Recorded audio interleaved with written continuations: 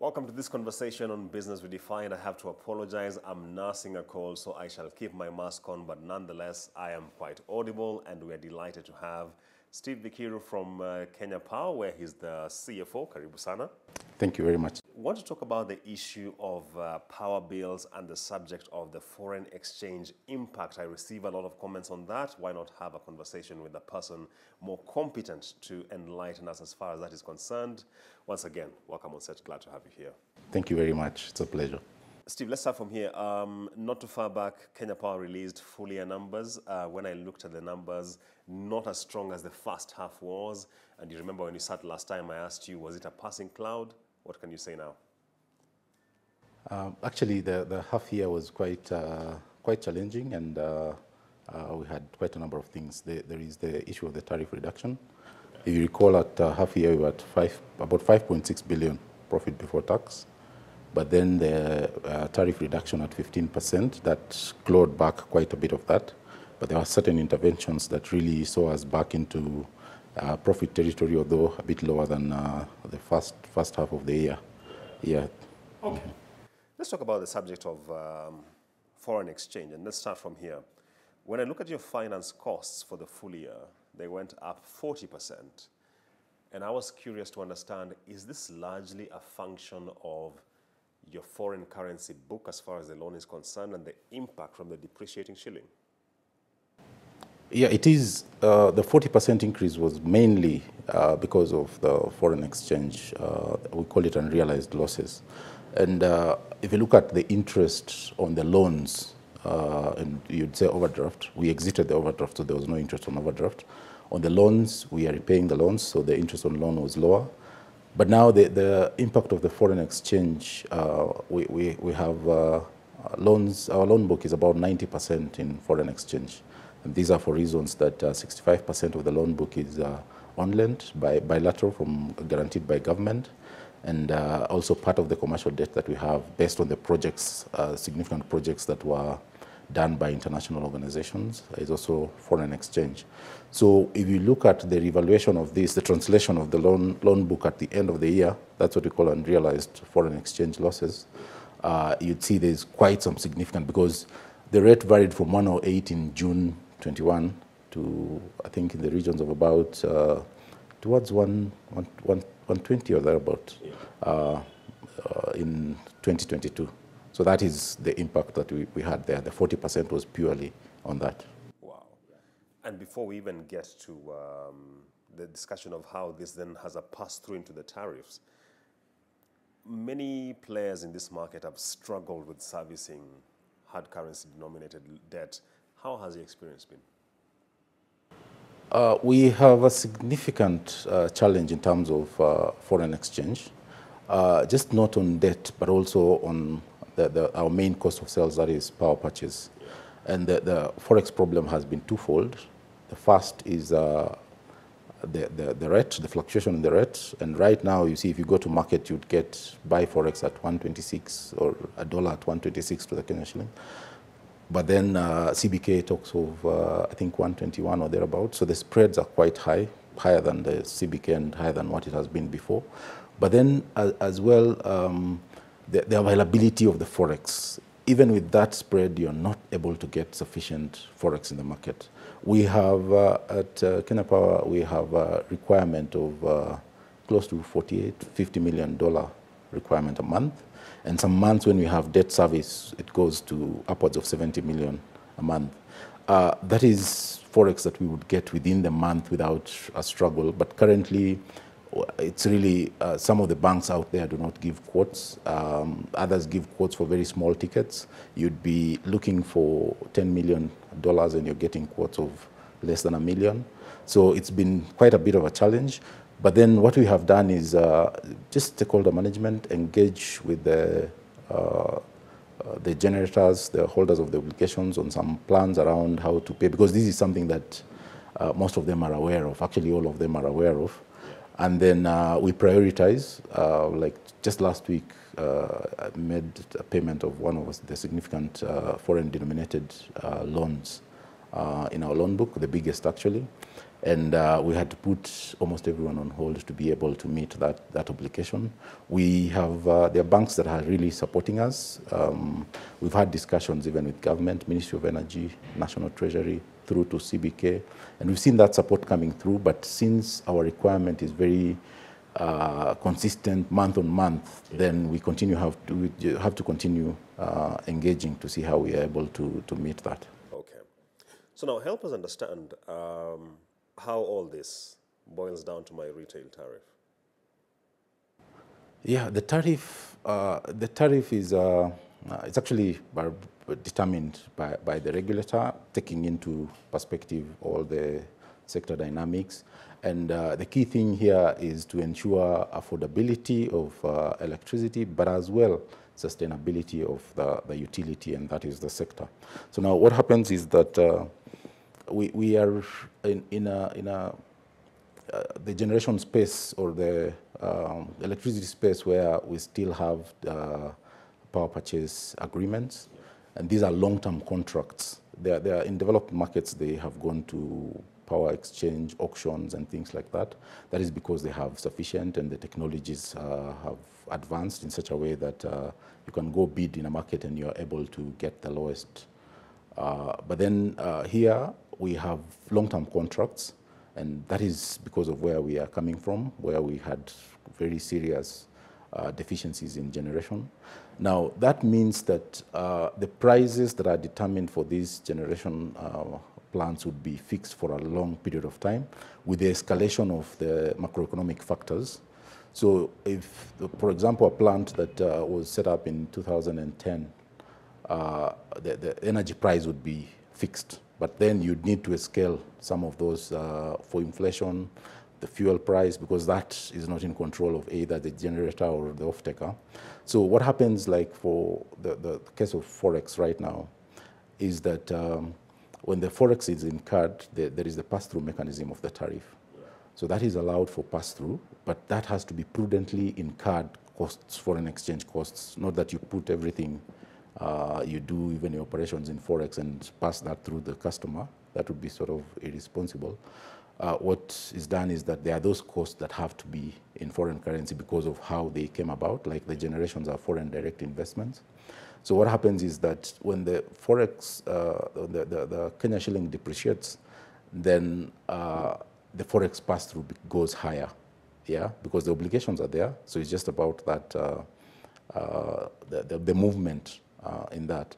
There is also the tariff control period where the rebasing is done to bring the level of the exchange rate into the tariff as such. So when that is done and there is a chance that the Kenya shilling would strengthen, then the customer would see a credit on their bill. So it's either way, but currently there is, of course, a significant impact as the rate goes up the way it has been going.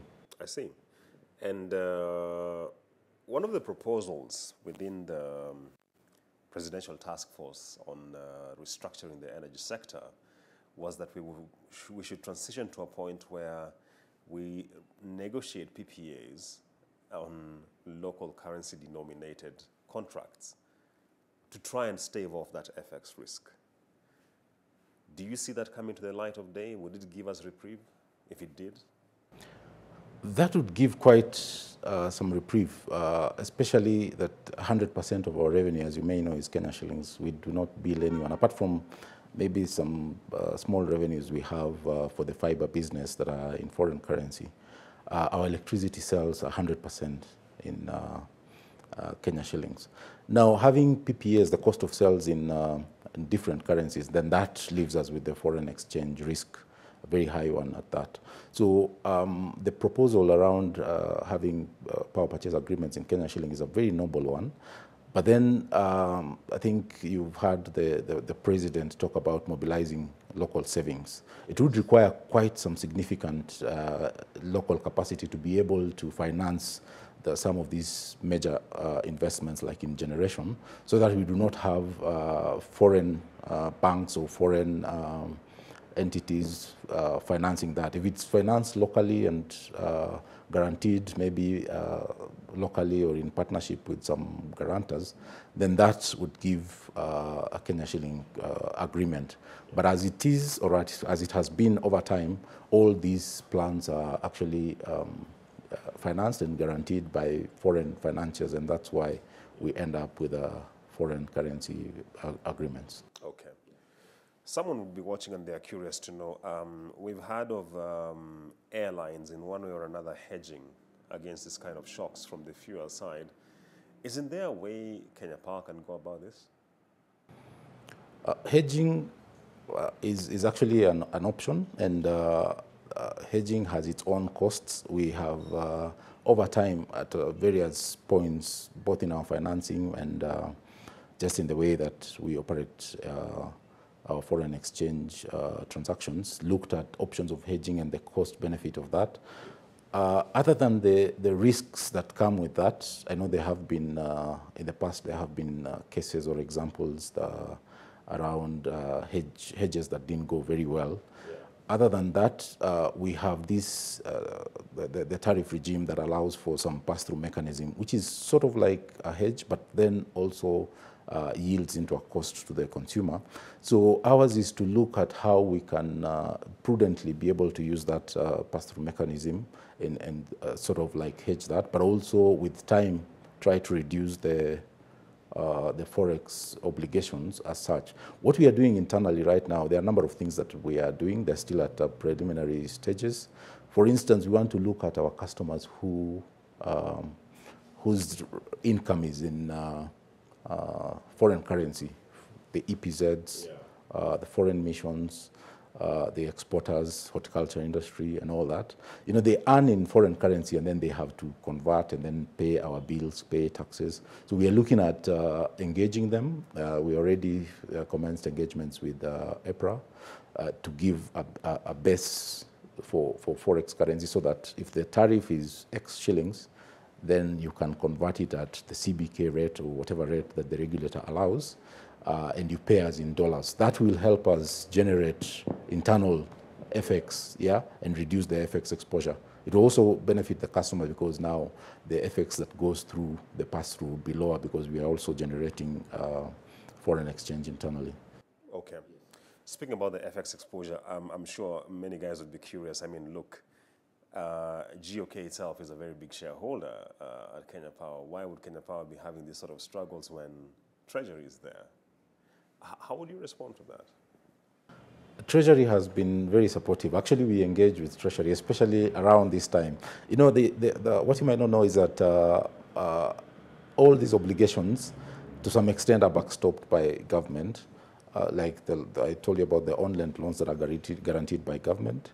And then the PPAs also have a government letter of support or some sort of guarantee by the international guarantors, IDA or the other guarantors, and all these are backstopped by government. So government is very well aware and alive to this, and we've been getting support from both the National Treasury, Ministry of Energy, in reaching out and being able to get sufficient FX to be able to meet our obligations. It's a situation that is cutting across the market, and you realize the other parties that really require a lot of forex is the oil marketers and all. And we've heard, even it has been in public domain, around the struggle in terms of getting the foreign currency. But we get quite some support from the government on that. Okay. We have seen in the global market now the price of oil is ticking downwards. We are hoping this is sustained. In your own assessment, are we likely to start seeing a reprieve in the near to medium term?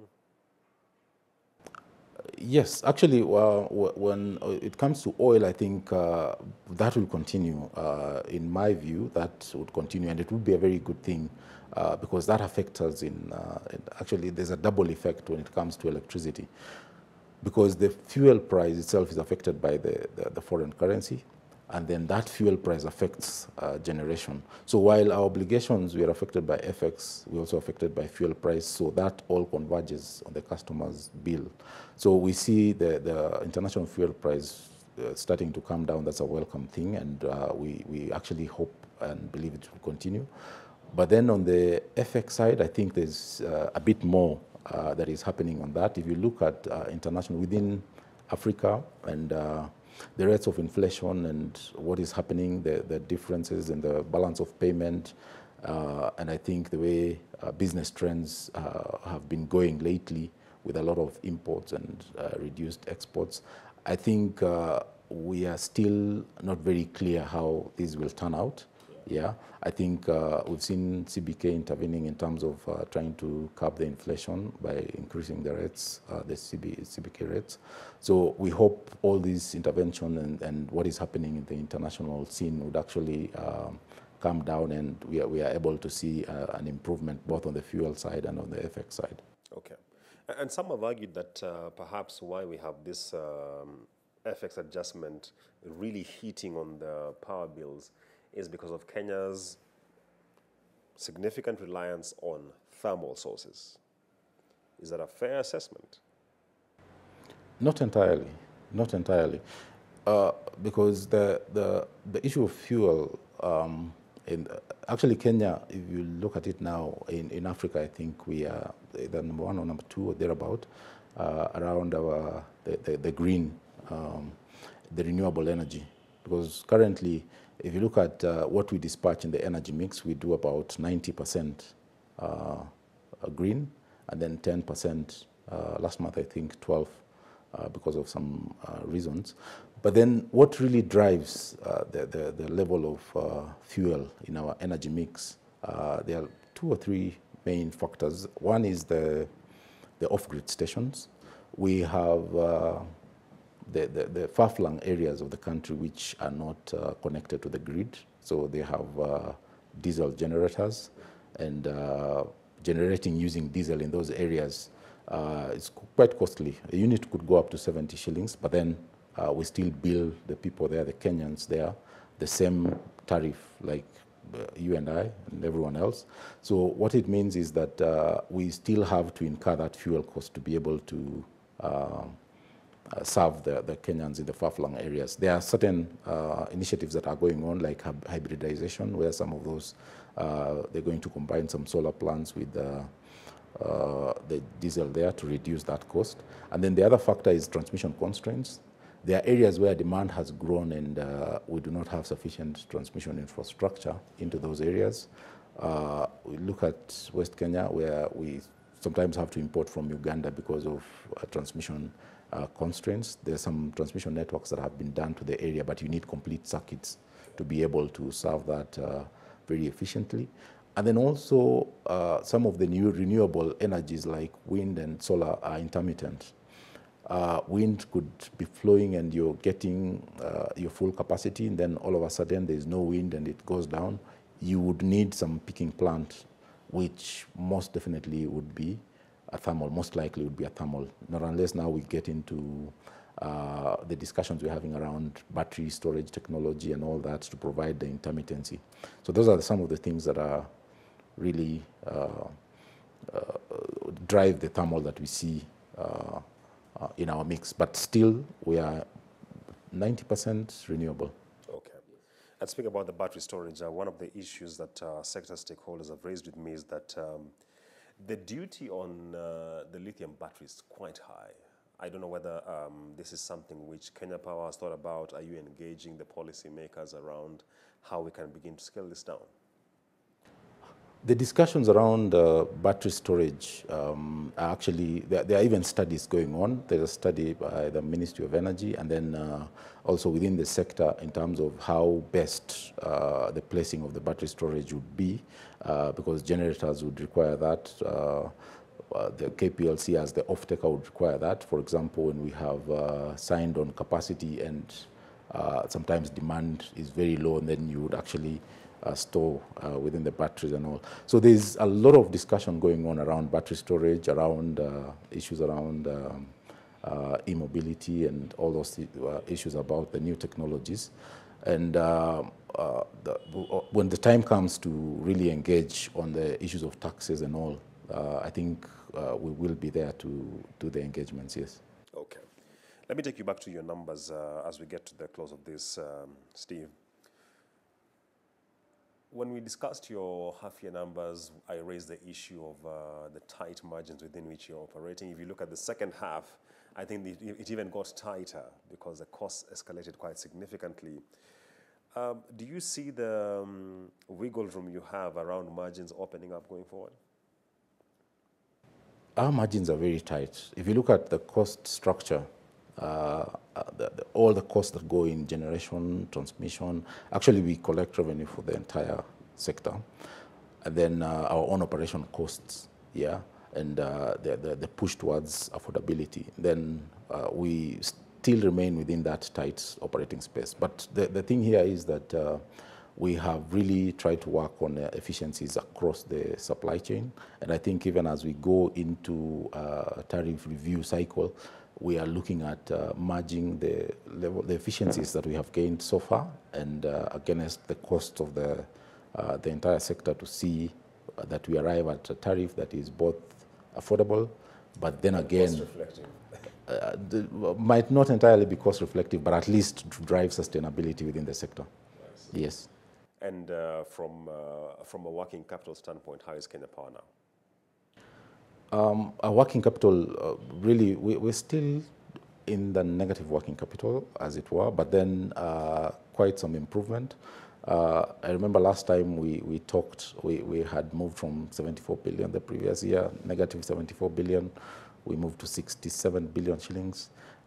We're closing the year at negative 57. That's 10 billion better than where we were. So it's actually a gradual way. You know, the kind of mismatch that we have in that, and largely for utilities, that quite happens, especially expanding utilities where you still invest in the grid. Our main business is not building the grid. Our main business is selling electricity, buying and selling electricity. So when you transfer most of your current assets into fixed assets by building the grid, that is expected. But slowly by slowly, we are getting out of that. Okay. And to close the conversation, given what we've discussed around FX and what it's transmitting in terms of the power bills, the environment is still largely uncertain. We are seeing Kenya shilling and other African currencies taking a hit. We know the US Fed is meeting in December. Are you optimistic that going into 2023, you'll begin to have a breather as far as this is concerned? We are optimistic that as we move into 2023, and then things would quite open up. You mentioned around the easing of fuel prices. You know, all these things are related. And when you see fuel prices start to come down and all that, that will speak to inflation. Fuel has a cross-cutting impact in very many economies and many areas of business. So you'd see that impacting even the forex, the demand for the US dollar and other currencies start to come down, and we would see that easing out. The other thing also is that we have a new dispensation within the country, and we'll see some policy shifts here and there. And we see that being a good thing in terms of driving demand, driving growth in various sectors. There's like the move with the Hustler Fund and all that. We see people taking up activities that would drive not just demand for electricity, but demand for goods and services across. So we see all this converging, and really we expect that in 2023 we start to see the move here. Right. Steve, thank you so much for your time, for shedding insight into this subject of foreign exchange and power bills and the operations of Kenya Power. Thank you very much. It's indeed my pleasure. Asante. That takes us to the close of our conversation. We have been delving into matters regarding power bills, foreign exchange, the shortage we are facing, the depreciation of the shilling. Let's hope that going forward, things will ease out. Stay tuned.